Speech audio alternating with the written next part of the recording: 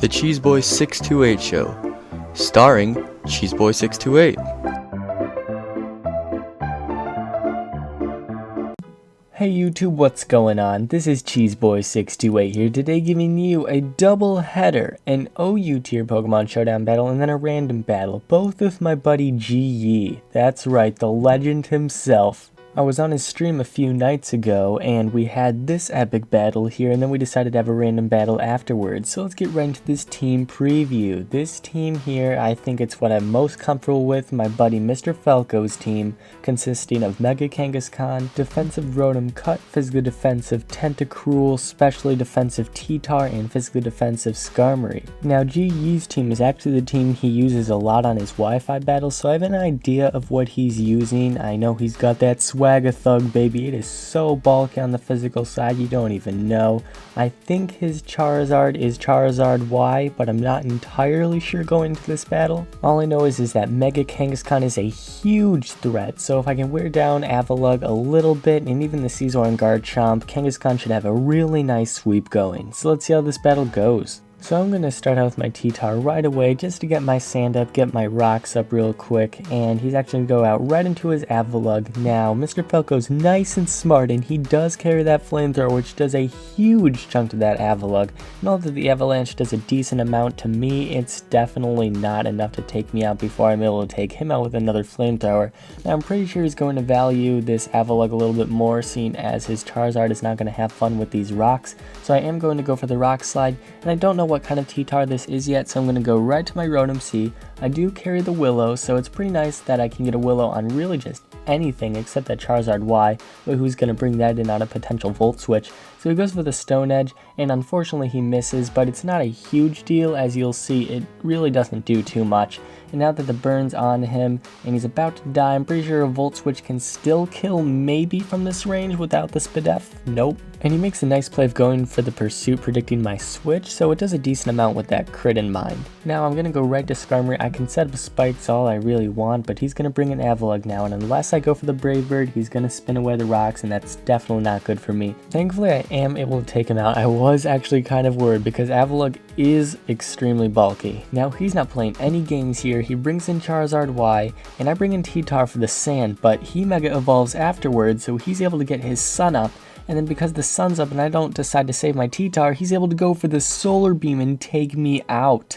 So that's really good for him, really nice plays. But I'm just going to be very safe here with Kangaskhan, go for the nice Sucker Punch. I am able to take him out. If he roosted there, if he carries Roost, I could be in some deep trouble. But thankfully he does not do such if he carried it.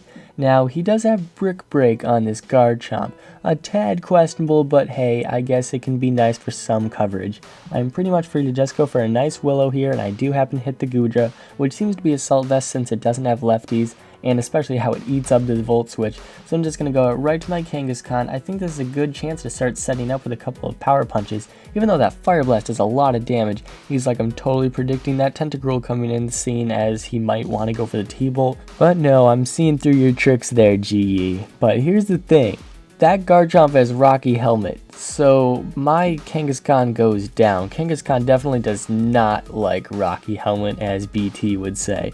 But nonetheless, now he brings in Goodra, and I definitely don't want to take a T-Bolt or Fire Blast. I'm going to go right to my Tentacruel. I don't care if he goes to the T-Bolt, I'll still eat it up decently, I guess.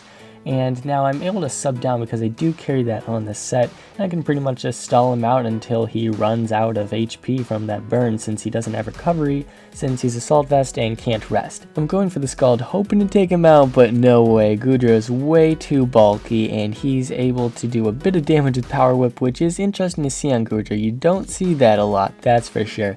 But he's not able to break my sub because I'm bulky plus I'm burned, and I'm able to get off a nice Toxic on this Garchomp, and I do see that I outspeed, but hey, I might as well just go into Skarmory because Skarmory can pretty much just clean up here. Unless he carries Fire Blast, I'm pretty much in a winning position right now, and it just seems he has the Brick Break. He gets a crit and that does like nothing. I'm just going for the spikes because I'd rather not take Rocky Helmet and Rough Skin damage plus Brave Bird recoil, plus I can get some nice residual damage on that Scizor as it comes in. Sure, it might have lefties, it could be Swords Dance and potentially Sweep, but it doesn't seem like he's into that if he doesn't even carry any of those moves. so it seems one more Brave Bird might be able to take him out. Nope, he lives with just a little bit, but that Brick Break is definitely not enough to take me out from this range. I'm going to go for that nice Whirlwind here to blow him out, but nope, he's nice and strong, stays in, and I'm able to clean up here, take him out with the Brave Bird for a pretty solid 4-0 victory. He's definitely a great battle. That was a really fun match to have. Now let's get right into this random battle that we had. So GU's gonna have his Lotad here, and I start with my Pupitar, and I'm like, I have no business staying in here, so I'm gonna go out right to my Leavinny here, and I'm going to be able to have Dual Stab, Swords Dance, and Baton Pass, so I am going to SD on the Switch. I know Heatmore is pretty darn slow. By the way, this is 5th gen random because there's no 6th gen random yet, and I'm just gonna go straight for the Superpower, knowing the Lotad's probably gonna come in. I do have Dragon Dance, but in the case that I don't outspeed because Pupitar is really slow, although Lotad probably is too, I'm just going to go for the save Superpower. And now this Donphan comes in, and I can't really touch it with my set. I have Superpower, and I think I had a Rock Slide or something of the sort.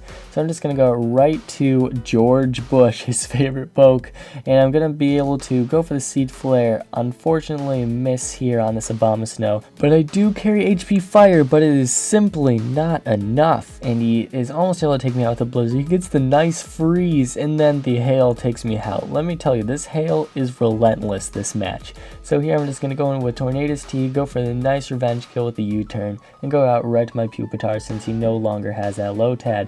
Now this Heatmore carries the Giga Drain, so I'm going to go down easy, which is kind of unfortunate because that was actually one of my main threats. I'm going to come in with Virizion here. I do carry the Stone Edge, but it is not enough, and that Heatmore is going to nearly take me out with the Fire Blast.